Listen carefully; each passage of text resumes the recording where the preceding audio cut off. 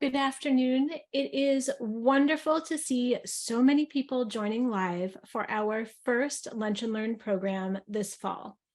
I'm Alana Cohn-Kennedy, the Chief Operating Officer at the Holocaust Center for Humanity, and I'm speaking to you from beautiful Seattle, Washington, the traditional land of the Coast Salish peoples.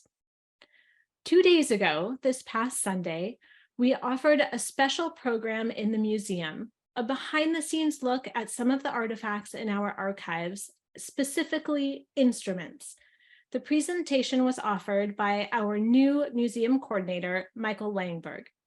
Michael brought out items like a harmonica, a trumpet, and sheet music, and brought the items to life with their stories.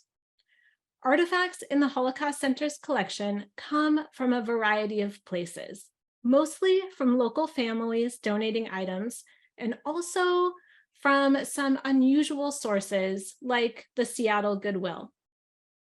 2 weeks ago, I received a call from Goodwill. They explained that while sorting through all of the countless items people donate, they pull out items that they refuse to sell. Some go right into the garbage and others get stored in a back room. Such items include anything related to the Holocaust, Hitler, and Nazis. Other items include ivory, old rifles, taxidermy, and other culturally insensitive items related to slavery and Native American history. They called us at the Holocaust Center to see if we wanted to look through the items for anything that might be of historical value before they destroyed them. I went with a couple of my colleagues to the back storage rooms of Goodwill. The room was filled with boxes and items. It was a strange, offensive museum in its own right. The section with World War II items included a box of Nazi daggers, magazines from the 1930s and 40s, comic books, coins and stamps, pins, medals, photo albums, cameras, film, a shelf of Nazi helmets, and so much more. One such item that we found and took with us was a worn copy of sheet music from the 1943 Walt Disney animated short film called Der Führer's Face. This is a cartoon which features Donald Duck in a nightmare setting working at a factory in Nazi Germany. The cartoon was made in an effort to sell war bonds and is an example of American propaganda during World War II. You can see an image of it on your screen. I appreciate Goodwill's efforts to weed out these items and their commitment to taking offensive anti-Semitic items out of retail circulation. Artifacts and objects like these give us the opportunity to hold something tangible from a significant period of time and reflect on its meaning then in history and its meaning to us today. Our understanding of and relationship to objects, symbols, and languages changes over time. For example, one of my favorite educational organizations changed their name in 2021 from Teaching Tolerance to Learning for Justice. The executive director wrote, "The fact is, tolerance is not justice. Tolerance is an imperfect word, and with it comes a set of expectations, often not materialized." Scholar Nicolaas Barr, in his research, has found that the idea of tolerance also goes one step further. It is a reflection of power, and it is selective. I am so pleased to have Nicolaas Barr here with us today to discuss the idea of tolerance and how the idea of tolerance doesn't necessarily live up to the reality, even in the most, quote, tolerant of societies like the Netherlands. Nicolaas teaches in comparative history of ideas and Jewish studies at the University of Washington. He leads a UW study abroad program to Amsterdam and is the Dutch to English translator of Tofik Dibi's coming out memoir, Djinn. Nicolaas has appeared on the Strangers podcast, Blabbermouth, and has written on Dutch racism in The Nation and Jewish Currents. He's an editor for H. Low Countries and is also a trombonist in a Mexican band. Nicolaas will take questions from attendees at the end of the program. Please type your questions in at any time into the Q&A option that you will find on Zoom. Nicolaas, thank you so much for joining us today, and I hope we can dive right in. Thank you so much, Alana, for the really nice introduction, and it's a real pleasure to be here. Nick, the title of this program today is The Politics of Tolerance.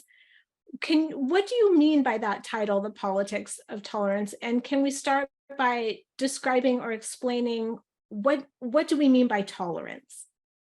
Certainly. In fact, I think in your introduction, what you said about the organization Teaching Tolerance changing its name, which actually is news to me right now, and I'm very pleased to hear it, in fact, because I think it suggests that they are attuned to some of the concerns that I and others who have thought about tolerance have about how this concept actually works in practice.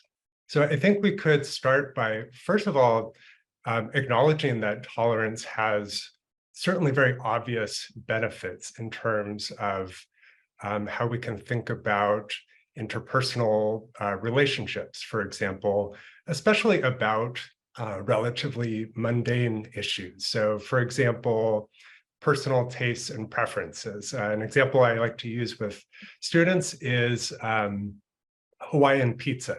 Some people think that pineapple on pizza is delicious. Others, like myself, find it to be almost an abomination. But at the same time, I realize that there's no harm in other people enjoying pineapple on pizza. And so there's absolutely no reason to object to others enjoying that preference, even if I don't myself. And we can take this to more serious matters as well when we think about religious freedom, for example, which is a bedrock principle in the United States and many other societies, that the government does not impose an obligation with respect to any particular religious belief. That means that you are free to believe what you believe, and I'm free to believe what I believe, et cetera. And tolerance can help us then to think about where those boundaries lie. It becomes more difficult, I think, when we think about how tolerance operates in a political context. And I would use, when we're talking about the politics of something, I think we would say that it's not just in the obvious sense of our political system and our forms of government and political debates, et cetera, but in the widest possible sense of how is our society organized, how is it governed, how does that function, especially in terms of diverse societies where there's very often a majority defined in certain ways, and minority groups or minoritized groups might be the better language there. And what we find there is that as tolerance functions as a political discourse, as something that gets used in political language, in how we talk about the relationships among different groups of people, it's inseparable from the problems of power. And the reason we can, an easy way to see that is to think about, if we start from the very concept of tolerance itself. And here I'm drawing from largely the work of a political theorist named Wendy Brown, who's written a book about tolerance, which explores many facets of this concept. And she's very concerned with, again, not just tolerance in the sense of how do we tolerate each other's various tastes, et cetera, but how does this function as a political discourse? And she points out that, first of all, if you tolerate something, it means that you, on some level, object to it. There's something objectionable about something that's tolerated. Otherwise, you would simply accept it, right? And furthermore, those who are then in the position of tolerating something else have a certain amount of power built into that status of being able to tolerate. So it means that there's one group that is either implicitly or explicitly endowed with the privilege of tolerating something, or even worse, someone else, and then deciding the limits of that toleration or not. I can keep going if you like, or Sure, yeah, keep going. yeah. So the a point to really emphasize there, I think, is that again, there's this quality of objecting to something that is tolerated. So there's a quotation from St. Augustine, which I've used as a kind of organizing principle for the study abroad program. He says something to the effect of, paraphrasing, of there can be no tolerance except in the matter of evil things.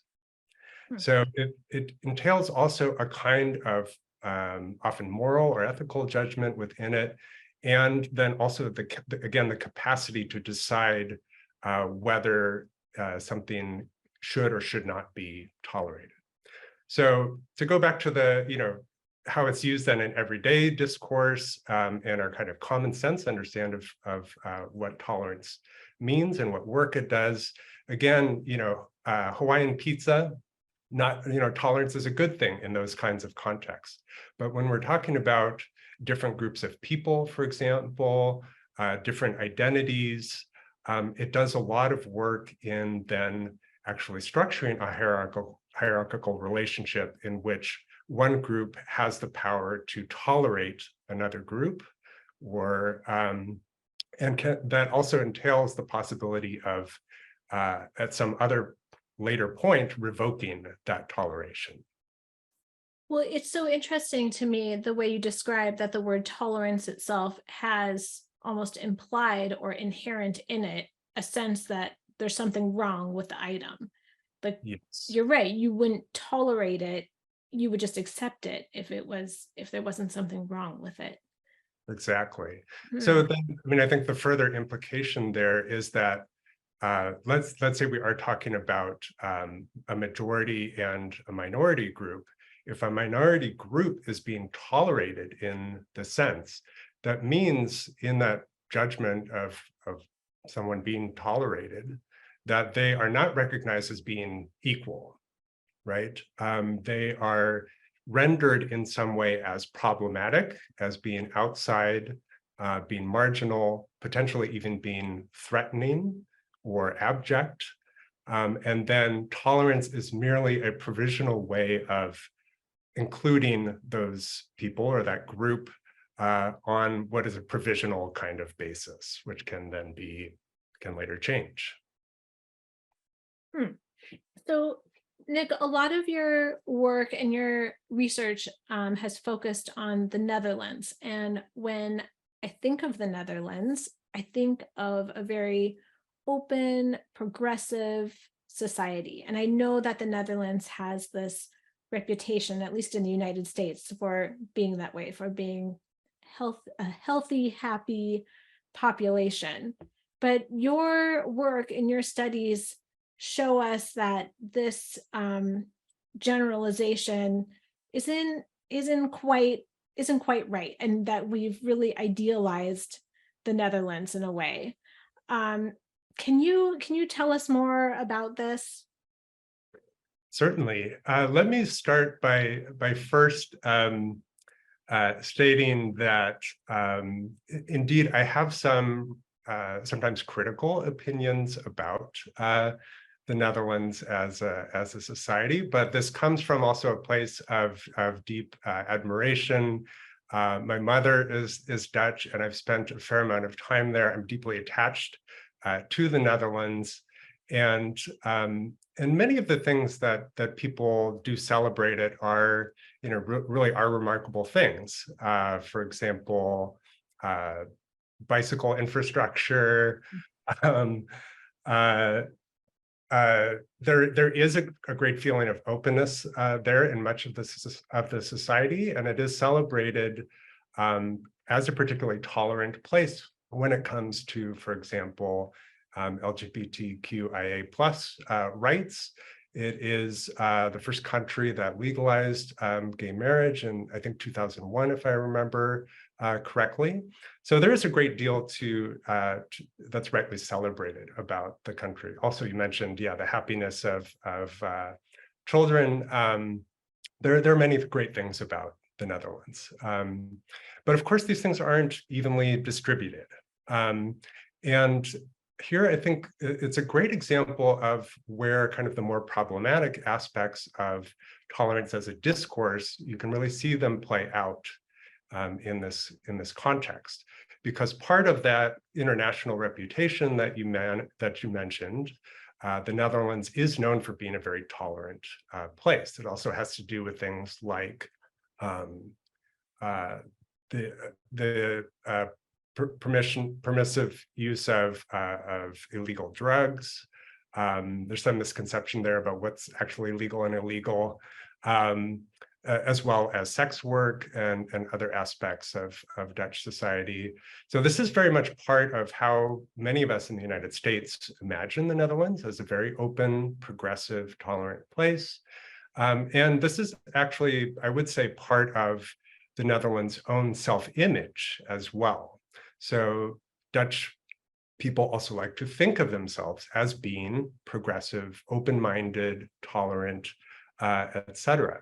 And so that's the place where you can start to see, however, I think the more problematic, more power-laden aspects of tolerance as a discourse starting to work. So to explain that a little bit, one of the big shifts in Dutch society in the second half of the 20th century was a fairly rapid secularization of Dutch society, at least as measured in terms of church attendance, the kind of moral and political authority of the various churches as social and political institutions. We don't want to overstate that trend too much because certainly the churches, both Protestant varieties and the Catholic Church, are still present. They still do have memberships. There is still a Christian Democratic Party, although it's rather weak at this particular moment. So we don't want to overstate that secularizing trend, but it is true that it's a pretty dramatic shift that happened, particularly in the 1960s. So what that, how that emerged then after the 1960s, especially as the Netherlands wanted to see itself as a leader on the international stage, kind of hearkening back to its traditional role as a neutral state, going back to World War I and even earlier. It wants to be the site of important international institutions, such as the International Criminal Court and other, related to the European Union and other kind of supranational institutions.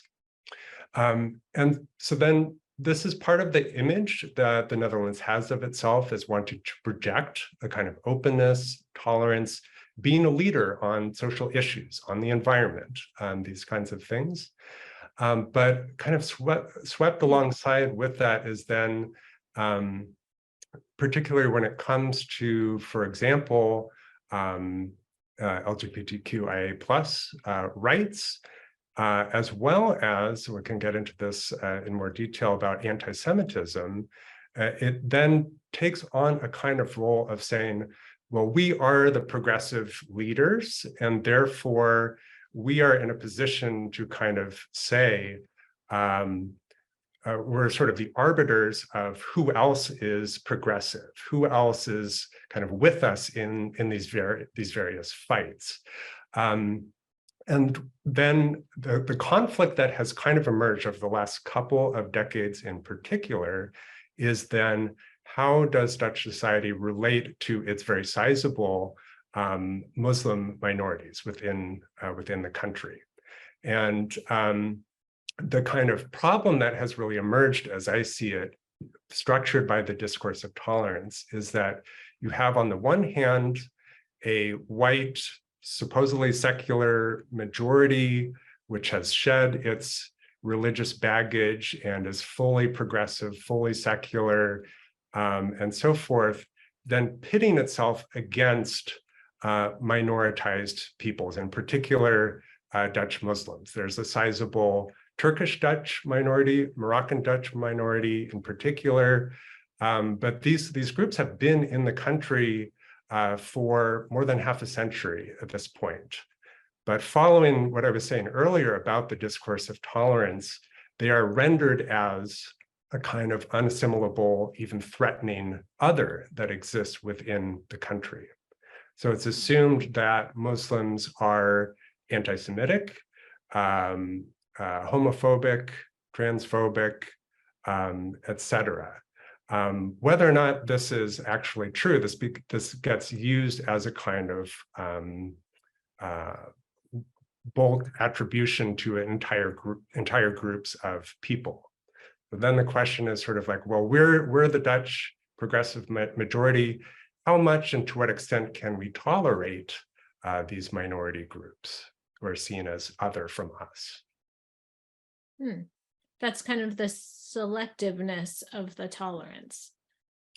Yes, it's selectiveness, I think. And the other aspect, which maybe I didn't emphasize so much before, is that it definitely heightens the sense of separation. So again, if you think that something or someone has to be tolerant, that means that you object to them in some way, and that they're fundamentally other from you.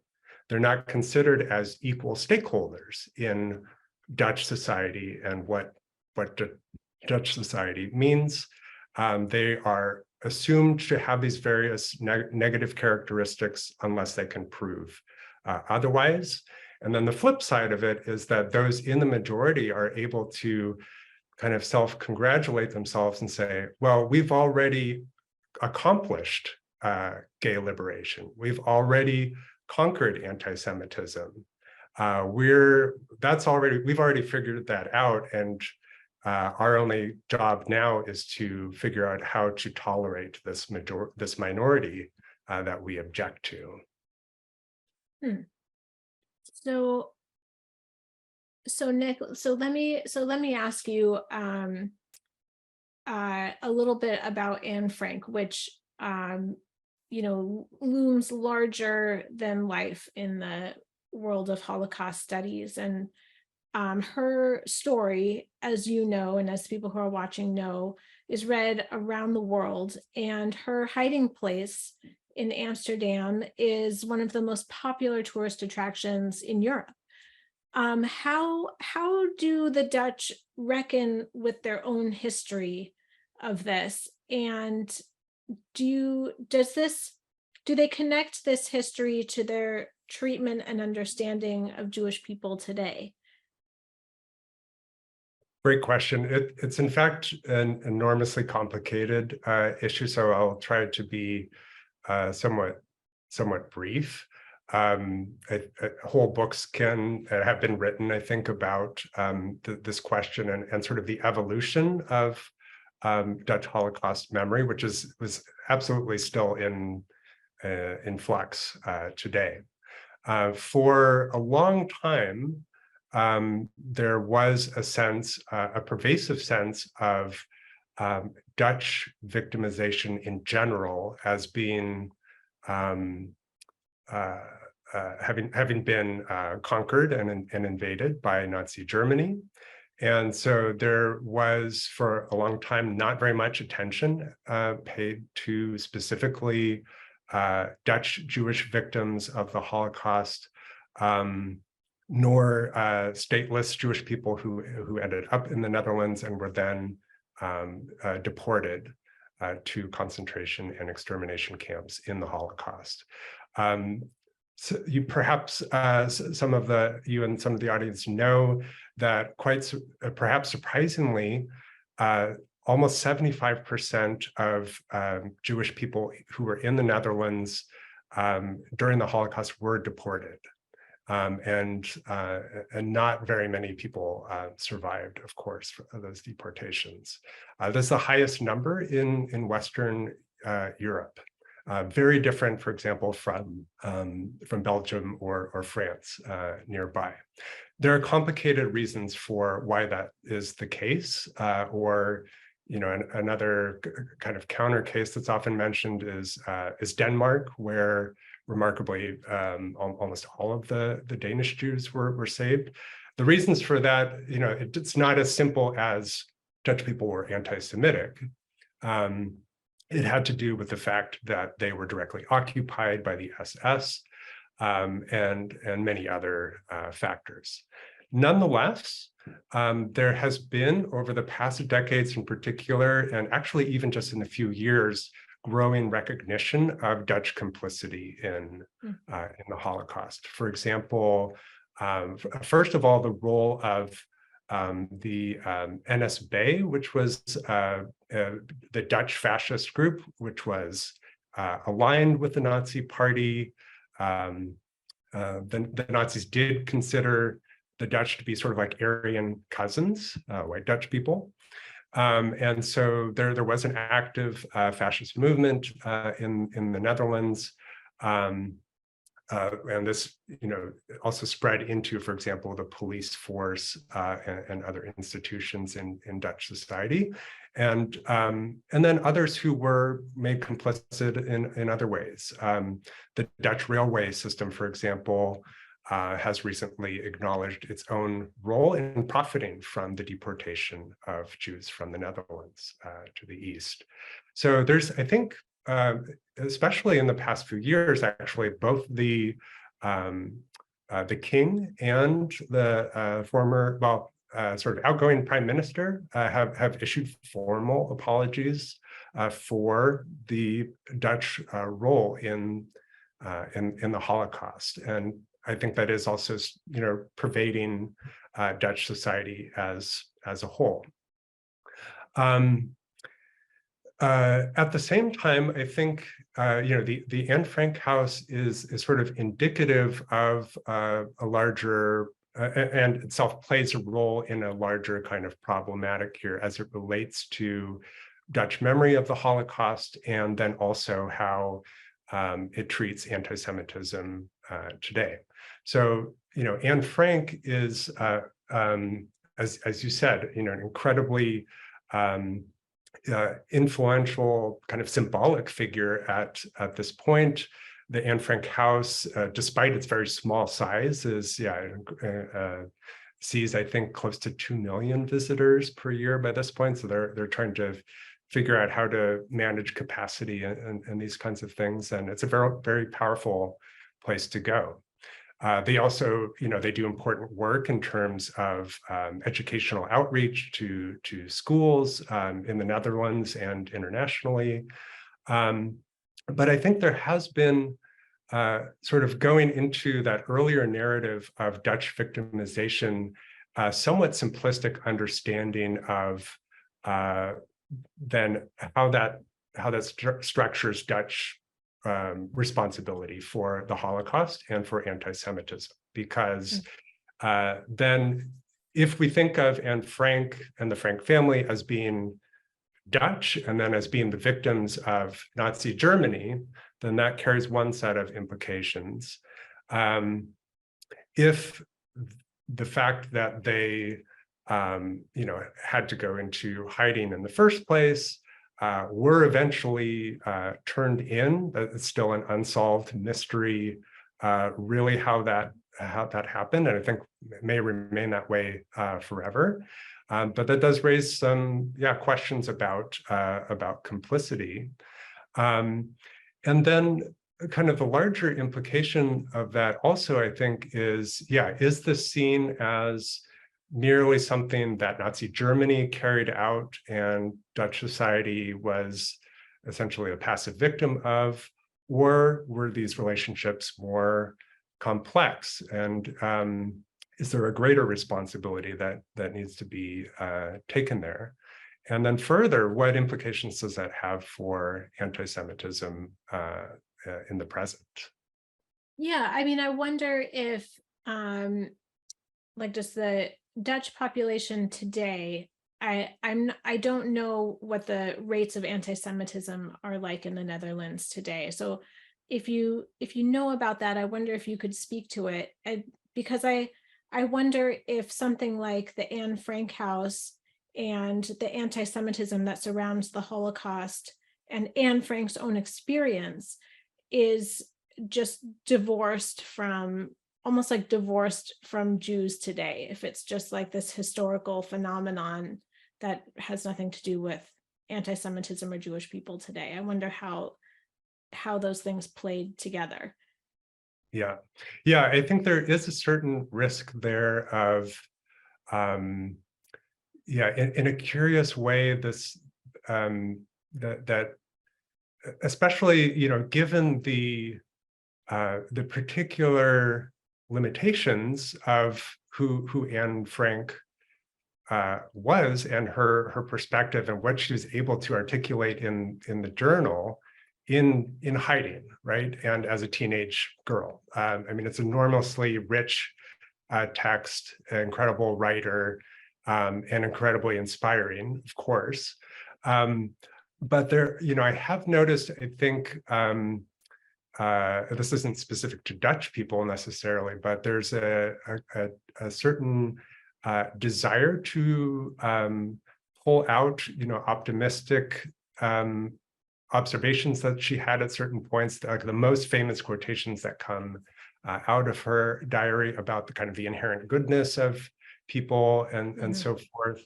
She does also say that, speaks to the good qualities of Dutch people, and how they will, stand up for Jewish people and against oppression and so forth. But of course, that the outcome, as we were just discussing, is much more tragic. So there's a little bit of a risk of people thinking of Holocaust memory as a kind of possession in a way, like, well, we the Dutch, Anne Frank is ours. So this sort of story, in a certain ways, puts us on the good side of history, as it were. Or we know about anti-Semitism, so therefore we're kind of inherently empowered to address it and don't really need to worry about it in the present. As far as going back to your question about contemporary anti-Semitism, this is, I always find this a difficult question in the United States as well, to really get a sense of, especially at the level of statistics and things like that.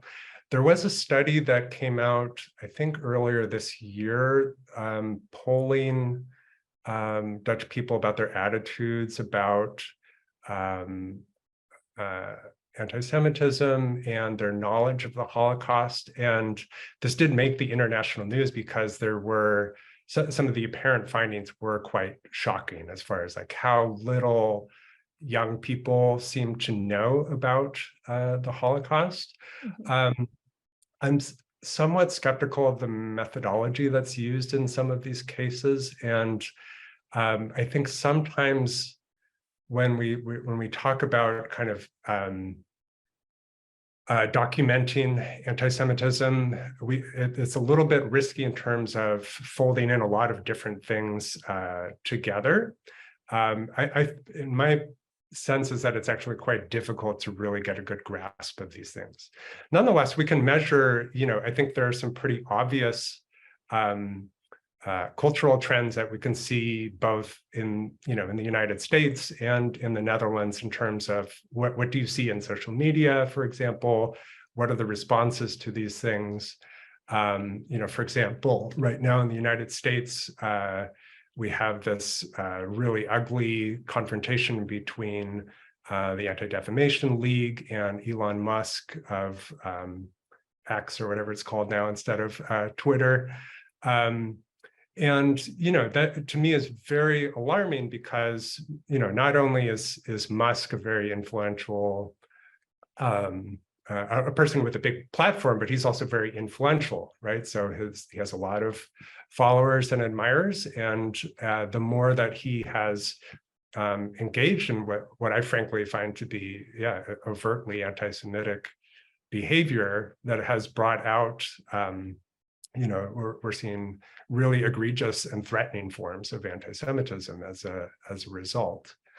So that's, I think you can see parallels to this in the Netherlands. I think, there are also, I don't want to discount that, there are everyday incidents of, people being called anti-Semitic slurs, or there have been, or assaults or things like this. First of all, I don't want to discount those things because obviously those are very significant. And again, the kind of larger cultural atmosphere I think, does contribute to those. I'm particularly concerned with what happens at the kind of larger political level. And some of what I've written about in the last few years is I'm not sure we should call it the rise so much as just the increasing prominence of the far right in the Netherlands and in Europe as a whole. But this is a trend which has increasingly become either very thinly veiled anti-Semitic politics, or in some cases explicitly anti-Semitic. So for many years, from say the mid-2000s to say the late 2010s or so, Dutch politics was really kind of dominated by the figure of Geert Wilders, who is a right-wing politician whose main platform is basically is an anti-Islam platform.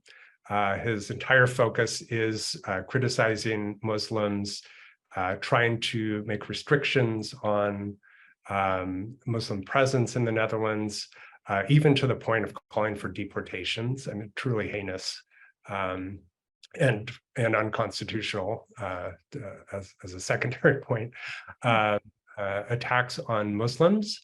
But what we're seeing since the late teens and over the last few years is more explicitly anti-Semitic far right, led by a figure named Thierry Baudet, who is the leader of a party called Forum for Democracy.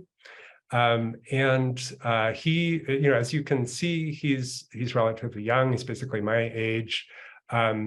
He is also, it's not a kind of politics of which sometimes gets ascribed to followers of Trump in the United States, of sort of like undereducated working class people whose kind of prejudices are getting preyed upon. He has a PhD in law from Leiden University, a very prestigious university. He's very deliberate in his political choices, in his rhetoric. His maiden speech in the parliament he gave in Latin. And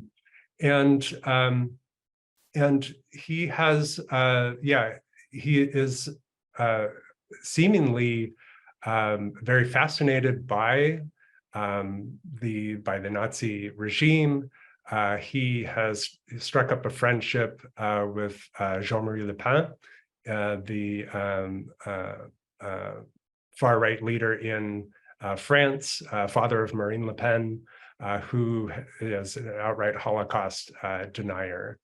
And in his politics, on many issues, whether it relates to Russia's war in Ukraine, the coronavirus restrictions, he has engaged in anti-Semitic conspiracy theories about, quote, globalists who are supposedly using these crises and international institutions to, number one, weaken Dutch national sovereignty, but more nefariously to what he calls homeopathically dilute the white Dutch population. And this is something, it's specific in some ways to the Netherlands, but is part of a broader international right-wing discourse about the quote, great replacement theory, in which Jewish people are accused of orchestrating the quote, dilution of ethnically homogenous societies. So the idea there being that even though Dutch Jewish people, for example, are a very small minority in the Netherlands, tens of thousands of people, supposedly they are behind a kind of campaign working together with George Soros to increase mass immigration to the Netherlands in order to make it less white, more international, and so forth. So, Nick, there's another person you've written about that I want to ask you about, and his name is Lodi van de Kamp. I hope I'm saying that correctly. He's an Orthodox rabbi and an interfaith leader and a writer. And this particular rabbi, you write, is particularly sensitive to politicians, and he claims to be defending Dutch Jews by attacking Dutch Muslims. And I think we see this in the United States also. It's almost as if one cannot be politically supportive of both Jews and Muslims. It seems to be almost an either or. It's like always this tug of war. And I wonder if you see this reflection also, and if you can tell us a little bit about this rabbi. Sure. Yes, he's a remarkable figure. He's spoken with our students in Amsterdam the last two times that I've gone. And I find him very striking because he, sometimes the kinds of issues that I'm talking about are seen as like left-wing social justice issues, but in fact, he's a very kind of moderate person. He was associated with the Christian Democratic Party for a long time. It actually, I noticed, just has rejoined that party. So, so he's not necessarily what we would think of as sort of your typical image of like, I don't know, social justice activist in the United States. And indeed, he's a Orthodox rabbi who worked, he worked in various communities, I think in The Hague, in Amsterdam, and just kind of regular participant and leader in Orthodox Jewish life in the Netherlands. But what he has taken, in the same period that I've been describing with, in particular, the rise of Geert Wilders, who I mentioned before, who I think is the reference point in that article. There are some politicians who have then, sort of going back to our conversation about tolerance and anti-Semitism, they will say, well, we need to really crack down on Dutch Muslims because of anti-Semitism. So again, the implication there is all Muslims are anti-Semitic. Whether we can tolerate Muslims or not is a question of whether or not they can reach some sort of level of behavior that is deemed acceptable. And this is often done without any real awareness of conversations that are happening, within Dutch Muslim communities, but also these kinds of interfaith and intercommunal conversations that are happening. So he really, this came from a place of real need and really from a grounded kind of community space of seeing that there were sometimes tensions between Dutch Jewish people and Dutch Muslim people, and thinking about where is this coming from? Is it being heightened through the actions and rhetoric of these politicians who seem to thrive on actually generating intercommunal conflict? And so he takes a very, very on the ground kind of approach. He partnered with a Dutch Moroccan man who works in kind of youth outreach in Amsterdam. And basically they work together on like a case-by-case, person-to-person basis with people who may get in trouble with the law. He tells a wonderful story about a high school student who gave a Hitler salute, and this was filmed, and it created a big scandal, and then again raised all of these questions about anti-Semitism among Dutch Muslims. And his approach to this was to actually reach out to that young person, and they built a relationship together. They went to the Anne Frank house together.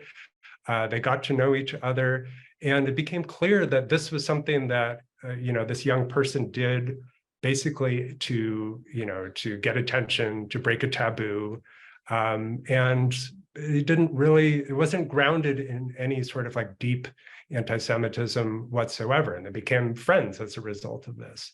So that kind of effort, right, which is very painstaking, which is grounded in real relationships among people, that can't thrive in an environment where politicians, especially at a national level, are very deliberately trying to create distrust and unrest and fear. And so Rabbi Lodi, I think, has a strong sense of these politicians like Wilders, or certainly someone like Baudet, right, who's in my opinion, avowed anti-Semite. They're whatever they claim to be doing to, quote, defend against anti-Semitism is not really being done for a genuine reason of wanting to protect and support Jewish people, but rather to otherize another group and to use that as a political platform. Mm-hmm. Nick, our time is getting short, and I have a question that I really want to ask you, and that I want you to talk about for a couple minutes, and then we will take some questions from those who are listening today. I see there's already a few coming in, so if you have questions, please go ahead and type them in anytime into the Q&A. But Nick, here's my question, my final question for you, because you have recently translated a very powerful and beautiful book called Djinn. And we see the author in this book struggling with the idea of tolerance and his own family's condemnation and expectations on him, as well as his expectations on himself. And I feel like it's this example of this push and pull in Dutch society of the tolerance, and he himself being a Muslim queer person, trying to grapple with all of these expectations and this idea of tolerance in his society. Can you tell us a little bit about how you got involved with this book? And while you are talking about it, I'm going to put a link in the chat where people can get more information about the book, and you can get a special deal on it if you purchase it by tomorrow. So we'll put that in the chat as well. Thank you. Yes, Tofik Dibi is a politician and a writer. He is another person who I got to know through my study abroad program. And he is a really incredible, inspiring figure. He is a second generation Moroccan Dutch person. His parents were among this large wave of so-called guest workers who immigrated from Morocco in the 50s, 60s, and 70s, primarily for the purpose of helping to rebuild the Dutch economy after World War II in its growth period. And so, again, this is part of that longer history where kind of the presence of Dutch Muslims in Dutch society is not actually new, despite this kind of tolerance rhetoric. But it is true that he was a very difficult position in navigating a lot of these issues. And again, I would say that one of the things that he struggled with is how kind of the larger context of Dutch society then shaped how he was able to navigate this. So the book is a coming out memoir. It does have a lot to do with his struggles about being a devout Muslim and thinking about what the Quran says about, or seems to say about homosexuality. It also has to do with the expectations and of his family, of his friends, and thinking about how would they react if and when he came out. So a lot of these sorts of questions that he really had to wrestle with. Again, I want to be clear that he does not sugarcoat in the book that these are real issues, right? That there is, for example, homophobia and transphobia in, say, Dutch Muslim communities. But this is also the case for Dutch society as a whole. Again, it's a kind of mythology that tolerant structures of the majority population is fully liberated, fully accepting, et cetera, and it's only this minoritized group that is posing a problem. And the fact is that we live in a society which is still deeply homophobic. We are seeing increasingly transphobic in particular. And so it's part of a larger context that becomes much more difficult when a group that's already minoritized, right, is then put under such scrutiny that it becomes very difficult to have these kinds of conversations in the open, as it were. And he runs across every possible sort of double bind that such a minoritized person can face, I think. Sometimes it's quite funny in the book, I find, but there's a kind of, that is also grounded in a sense of, anger at injustice. So, there's a kind of feeling of, well, because he's Muslim, he can't really be properly gay.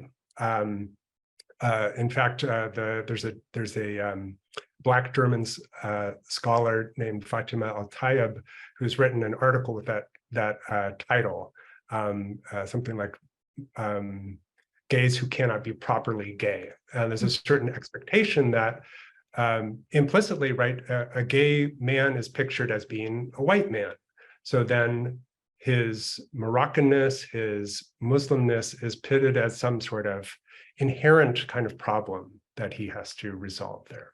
So the way he navigates this, I won't spoil the ending because it really is a gripping book as he navigates his very real life challenges in doing this. But he does ultimately come to a position of refusing this kind of either or situation of either he has to be fully liberated in a way that makes sense to the majority population, or he has to sort of like stay marginalized in some other way. So he really has to push through those things.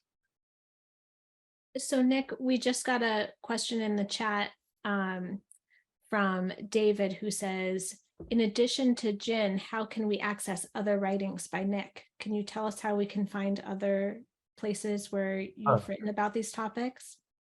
Certainly. Well, perhaps we could, I don't know if it's possible to send out some links. I've written about that far-right politician, Thierry Baudet, in Jewish Currents, the magazine online.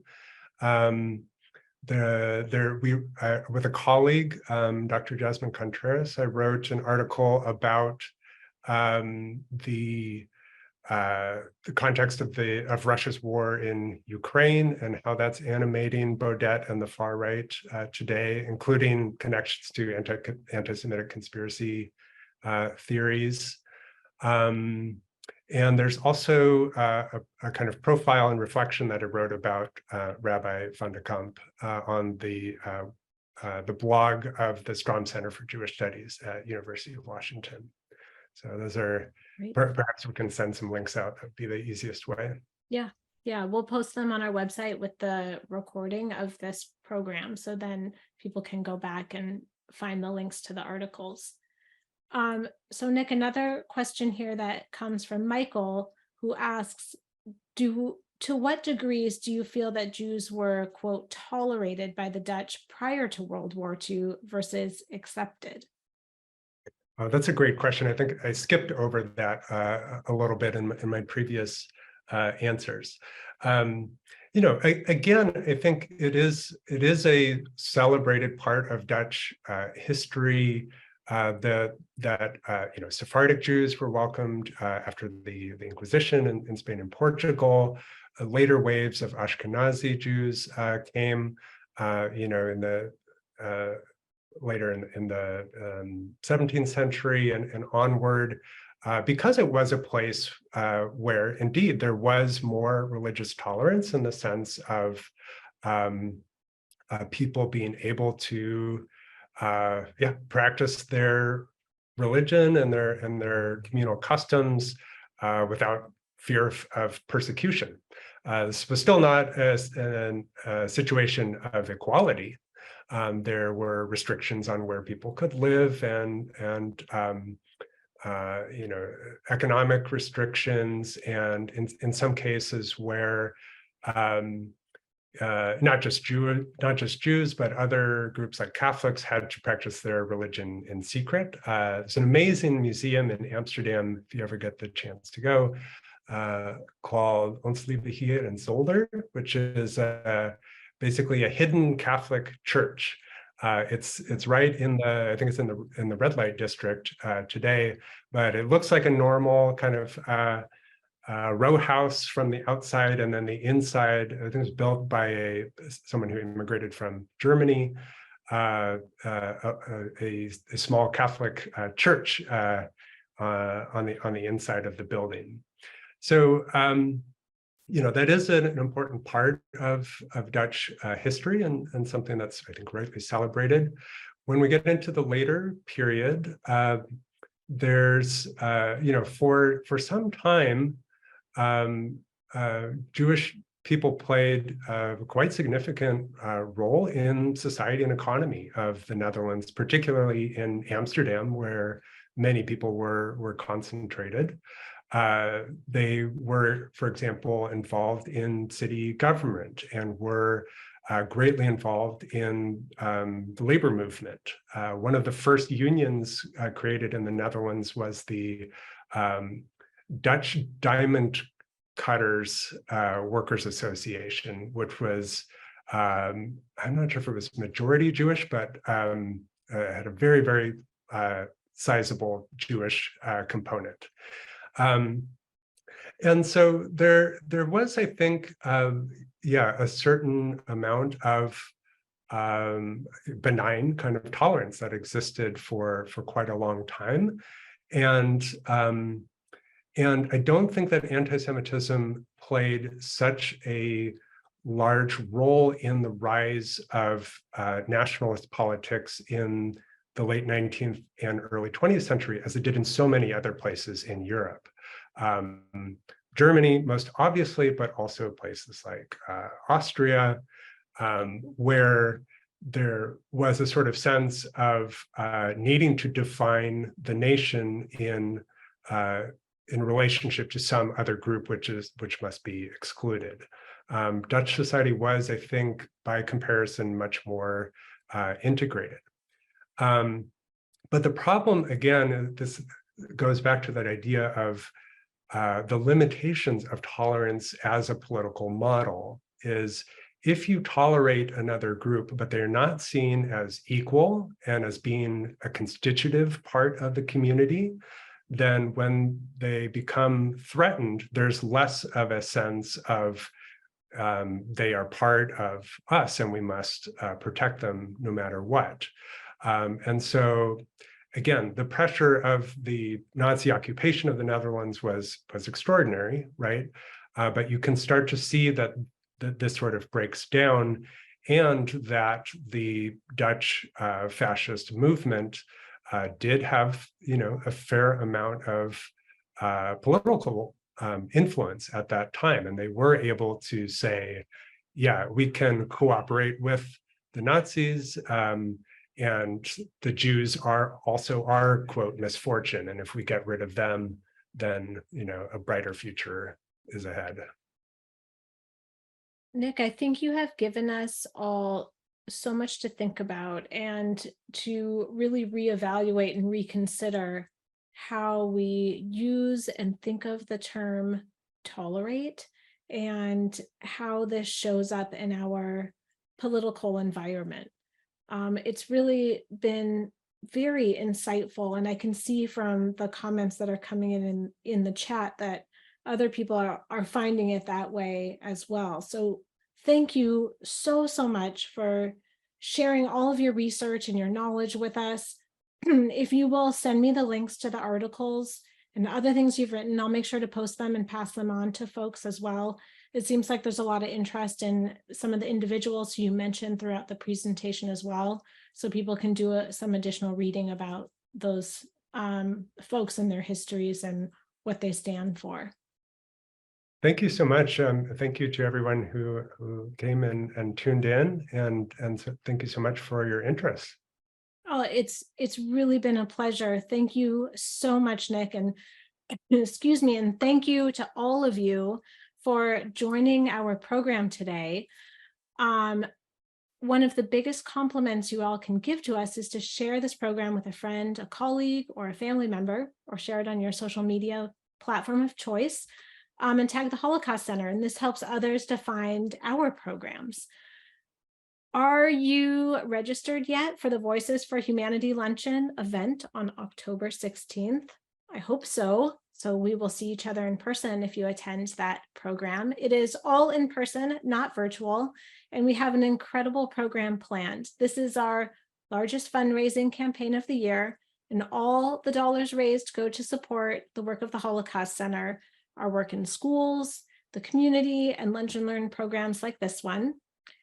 The program is at the Sheraton in Seattle at noon on October 16th. And you can see the information here up on the screen, and there'll be a link in the chat also where you can get more information and register.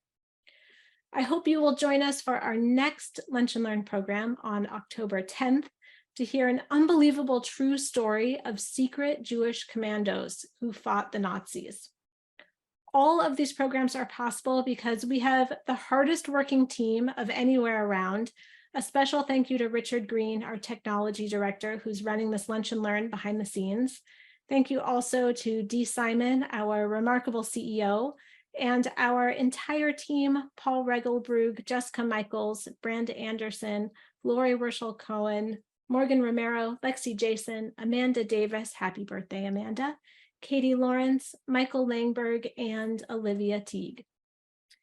Thank you again for joining us today. This concludes our program, and we hope to see you in a few weeks.